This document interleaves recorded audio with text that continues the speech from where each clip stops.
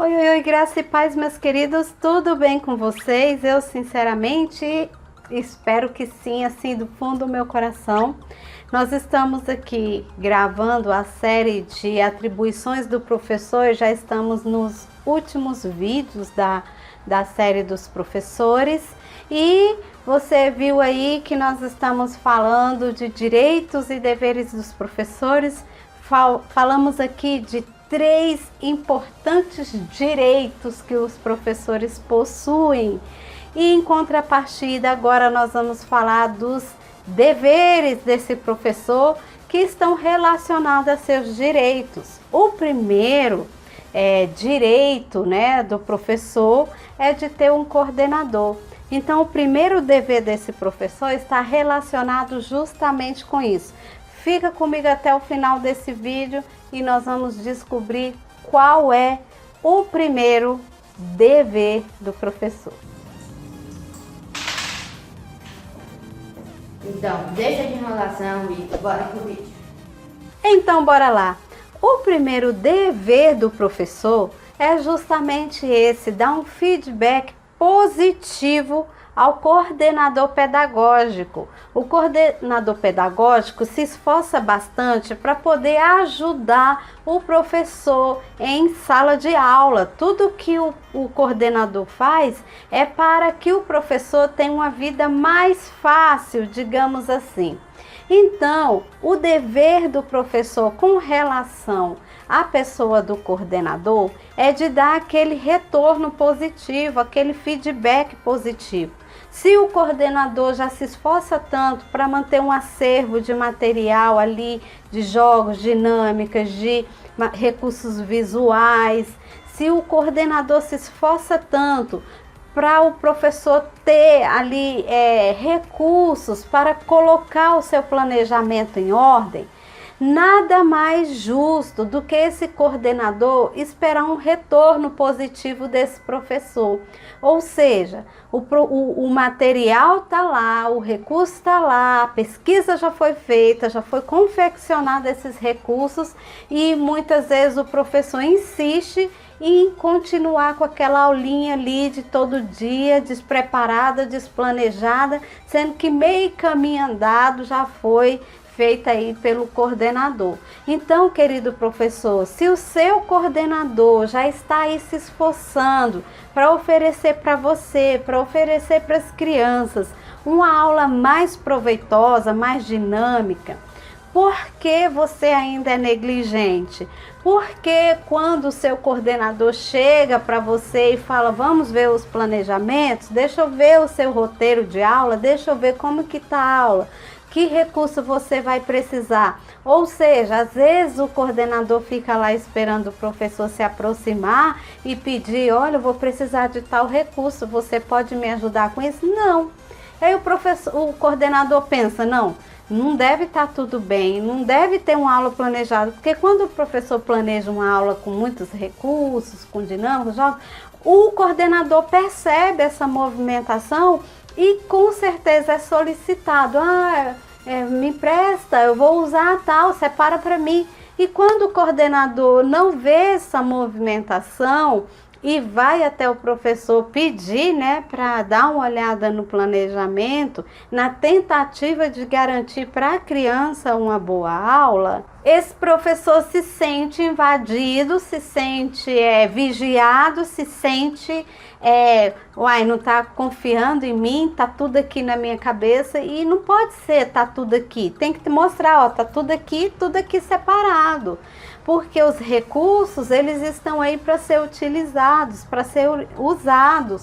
E quem ganha? A criança ganha, o professor ganha, a equipe toda ganha, quando o professor está comprometido verdadeiramente com o seu planejamento. Nós não estamos falando aqui que é o coordenador que faz o planejamento do professor. A gente dá toda a liberdade para o professor fazer seu planejamento de acordo com o esboço ali do que a gente prevê para a aula, Eu te disse que é difícil para mim te dar um modelo pronto de planejamento justamente por isso. Eu no decorrer eu ia falar dos séculos, eu no decorrer das décadas aí, eu tenho percebido que não rende eu planejar a aula para o outro aplicar, não rende. Eu já fiz isso, boazinha demais, já fiz assim, ó, tá aqui todo o planejamento, a pessoa olha e não vê sentido nenhum naquilo, porque não foi ela que idealizou, não foi ela que orou naquele sentido, não foi ela que pediu orientação ao Espírito Santo, não foi ela que pediu, Senhor, entende? Aí eu oro, eu peço orientação, discernimento do que eu preciso fazer e passo para outra pessoa que não está conectada espiritualmente com aquele planejamento. Ela não orou, ela não consagrou, ela não ruminou as ideias, ela não ficou, me dá uma luz, Espírito Santo me ajuda. Aí eu vou, faço os planejamentos e passo ali para a pessoa ministrar a aula. Para ela não tem significado, ela não está conectada, ela não está ligada com aquele planejamento e ela não vê sentido nenhum. Então, quando as pessoas me falam, não, me passa o planejamento, o seu planejamento, me dá a aula pronta que eu vou lá e ministro, eu falo, é a mesma coisa de eu ser convidada para pregar e aí eu faço um roteiro, aí de repente eu não posso, eu falo, toma fulano, vai lá, era isso aqui que eu ia pregar e dou para a pessoa ir lá pregar o que eu ia pregar. Não vai ser a mesma coisa, porque antes do ministrar, existe uma ministração dentro da gente aqui, professor, que faz toda a diferença quando a gente vai levar essa mensagem para a criança. Então, o planejamento funciona da mesma forma.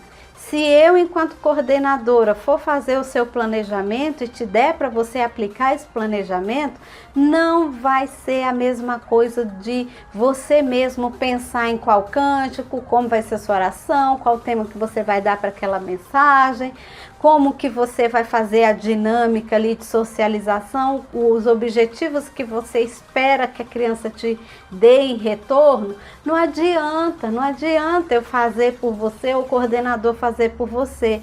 Então, até onde o coordenador vai é te auxiliar nisso tudo. E o mínimo que ele requer de volta, que ele precisa de volta, é um retorno positivo de que você está ali fazendo uso do trabalho, do esforço dele em preparar os recursos e adiantar aí todo o acervo para você e deixar à sua disposição de escolher qual recurso você vai aplicar, que dinâmica você vai usar dentro dos objetivos que você, professor, quer alcançar.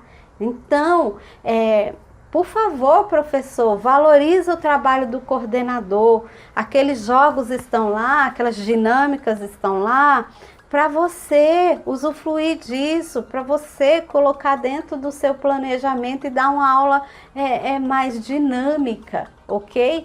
Então, professor anárquico, professor autocrático, professor democrático, por favor, valorize o trabalho do seu coordenador pedagógico, tá bom? Porque muitas pessoas não têm um coordenador e desejaria ter, e você tem e não valoriza. Então, é dever do professor dar o retorno positivo para o seu coordenador. Se você ainda não entendeu o conceito de Ministério Infantil, além da salinha e Ministério Infantil em seus departamentos, e aí vem o Departamento de Educação, que é o responsável por ensinar as crianças, se você não percebeu ainda, o coordenador pedagógico, ele é o seu líder imediato, professor. É ele que lidera o Departamento de Educação do Ministério Infantil. Então, não espere a líder vir te chamar a atenção ou vir supervisionar o seu trabalho, não. Respeite o coordenador pedagógico aí da sua igreja, porque é ele que está na liderança dos professores, dos coordenadores, dos professores, dos monitores. É ele que está aí articulando todo o trabalho do Departamento de Educação. Então é dever, o primeiro dever do professor é dar um retorno positivo para o coordenador, respeitando-o como seu líder imediato. Não adianta fazer bico, não adianta virar a cara e falar, fica no meu pé querendo ver as coisas, eu não gosto de pressão. Então, olha, se você não tá gostando do que tá acontecendo aí, do seu coordenador tá aí no teu pé, ó, cai fora. Não seja pedra de tropeço para a obra não andar.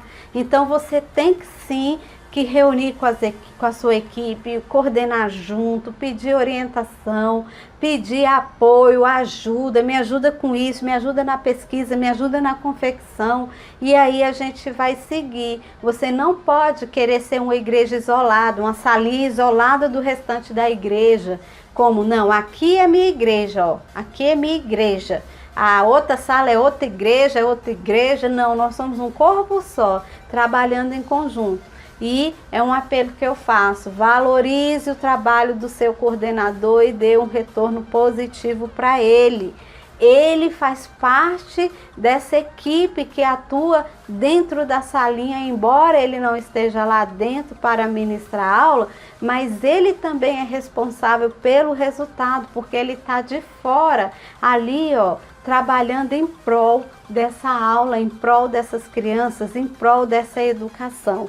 Então, meu querido, minha querida, desculpa quando eu sou brava, alguém me disse, você é muito brava, você é muito, como é que a pessoa falou? Você é muito, a pessoa falou que eu sou muito assim, intolerante, muito brava, mas não dá mesmo pra gente ficar com meias palavras, porque a igreja precisa mais de pessoas maduras que tenham capacidade de dialogar e conversar pautada na sinceridade. Não adianta eu ficar pondo panos quentes e a pessoa não entende a mensagem. Então, assim, é melhor agradar a Deus do que agradar homens. E muitas vezes tem uma pessoa que, por você não querer magoar a pessoa, ela tá ali totalmente desconectada e você fica ali com educação e paciência em detrimento da obra. O prejuízo é da obra, o prejuízo é do andamento das coisas.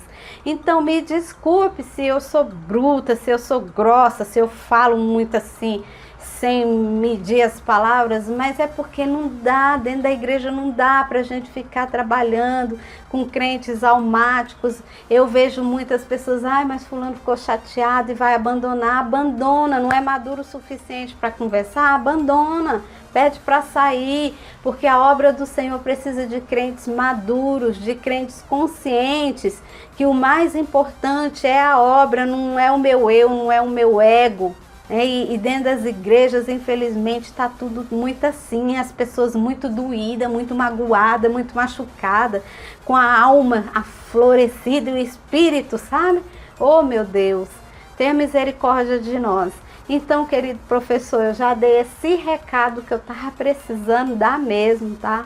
Valorize e respeite o seu coordenador pedagógico, porque ele é sim o seu líder imediato. Ele lidera o departamento de educação.